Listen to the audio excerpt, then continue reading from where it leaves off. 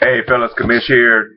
Let me do this again. I haven't done this video twice. I don't know why I get confused, even though I do this consistently on these videos. But anyway, let's go over week one real quick. We're just starting week two, about 10:15 on Sunday, and let's take a look real quick and summarize what went down in week one. Let's start off with my game because my game is listed first because I'm on my computer. Boys 68, Crusher 26. Not a bad start for the boys. Fairly satisfied with everything. Greg Olson, disappointment. That was a high pick for me. Expect more out of him. Charles Johnson, disappointing. Out of number one receiver supposedly in Minnesota. Jamal Charles was solid.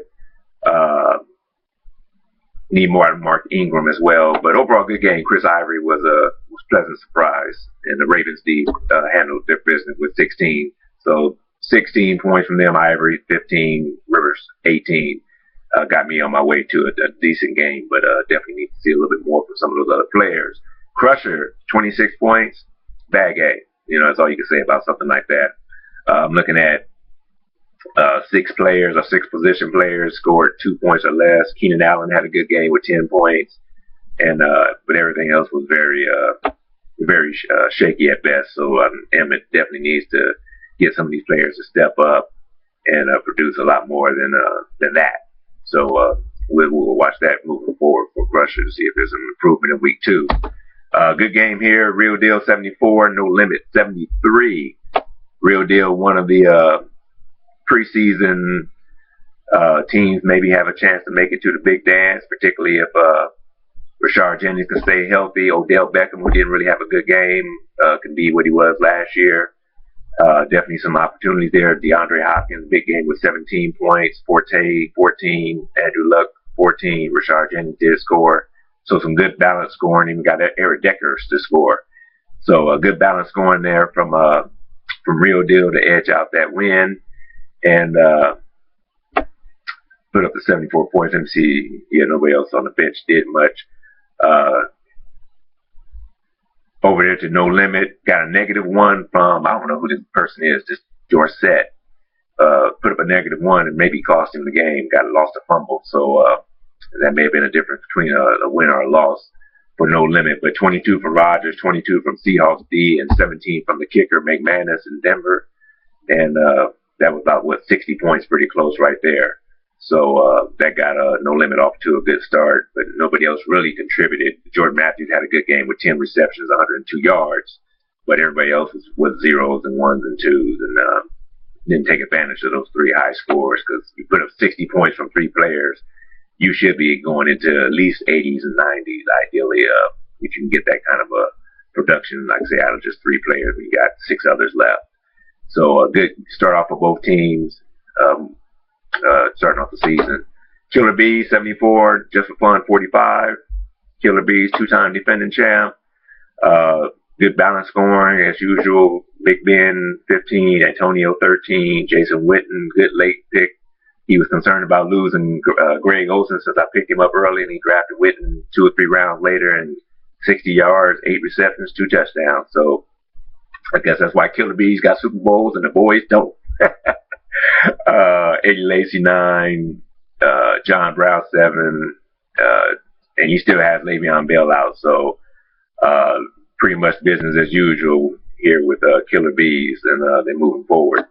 Just for Fun, obviously Peyton Manning didn't have a good game, and Demaryius Thomas didn't have a good game as a result. So if they don't click, Just for Fun is going to struggle. Gronkowski had a great game, 21 points.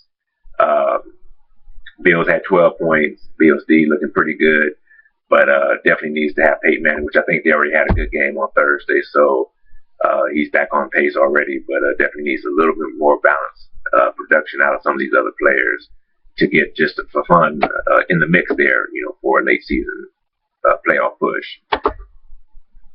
Bomb Squad 68, Gangsters 33. Big trade there this week. Julio Jones leaving Bomb Squad after leading them in scoring last week with 19. We'll see how that works out. Russell Wilson's coming over. Terrence Williams. They keep touting Russell Wilson as a top 5 fantasy quarterback. So we'll see if he pans out to be that. Then maybe it's not a bad trade, especially with Dez Bryant being out. If Terrence Williams can end up having a pretty solid season, then that may make some sense for him. So kind of risky, but we'll see how it plays out. But Julio 19, Broncos D had 18, and Cam put up 8, probably why he made the trade, and some 6s, 7s from Randall Cobb, kicker 9. So like the overall good balance scoring from Bomb Squad, just some low balance scoring. Gangsters 33 points. You put up 33, pretty much you just had a bad game. So Tanny Hill 8, Delaney Walker 7, Hauska, 11, and then 4 zeros. So he actually had 4 zeros, like I was teasing the Eagles about starting off on week 1. So you put up 4 zeros, that's never a good sign in fantasy football. That means your players are usually just not even playing any kind of role on their team. So that's really kind of a concern for anybody to have that many zeros on their team. Illmatic 82, bet your money 66, good game there. But Illmatic, one of the teams that has a definite shot to make a deep run into the playoffs. Tom Brady 29, looking good. Dolphins D put up 20. Jimmy Graham scored. D'Angelo Williams scored.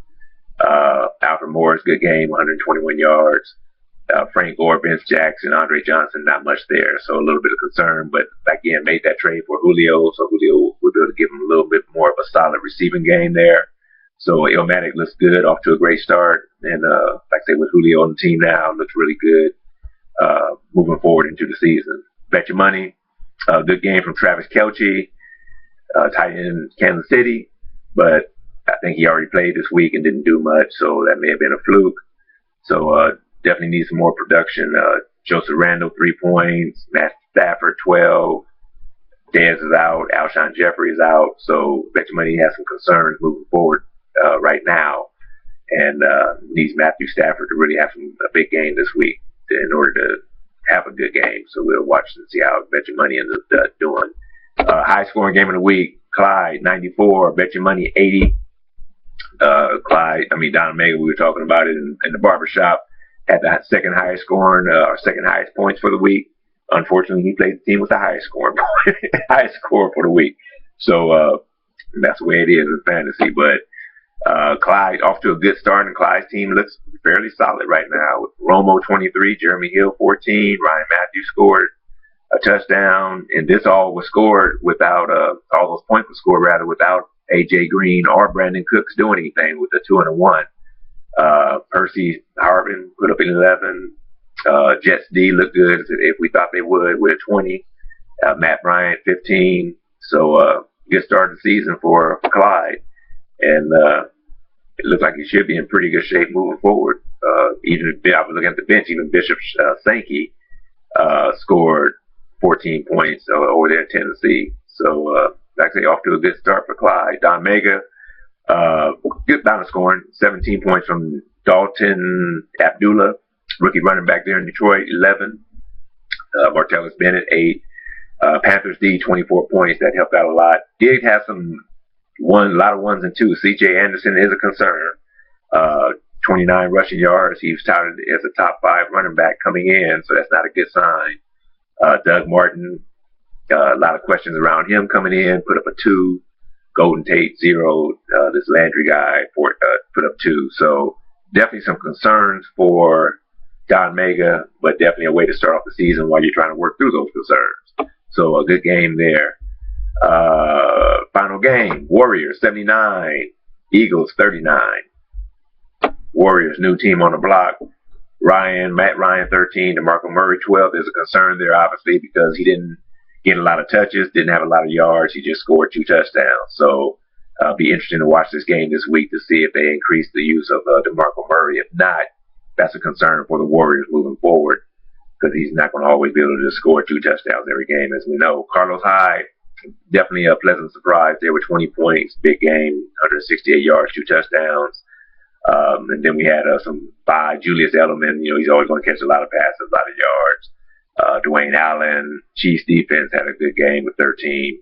So not a lot outside of those 3 players for the Warriors, but some good, decent balance from other players. Need to get Jeremy Maclin going. Allen Robinson out of Jacksonville, supposed to be number 1 receiver. They were talking about him going into the draft as being a sleeper, but didn't do much. 1 reception for 27 yards. So some help there needs to be had, or the Warriors need some help there at that receiver spot moving forward. Got to get some of these guys to get in the end zone. Eagles 39, like they put up 4 zeros. Breeze 13, Bengals D 10, Adrian Peterson 1, Marshawn Lynch 5. So just slow start to the season, but a concern because these guys are getting older, and we may just be seeing those players starting to transition into non-top fantasy players. So we'll keep an eye on the Eagles and see if he's in a transition period. Maybe time to start looking at rebuilding. So anyway, that's it for week 1. We're into week 2, about 10:25. Games have started. So good luck, and we'll be back with everybody come next week. Peace.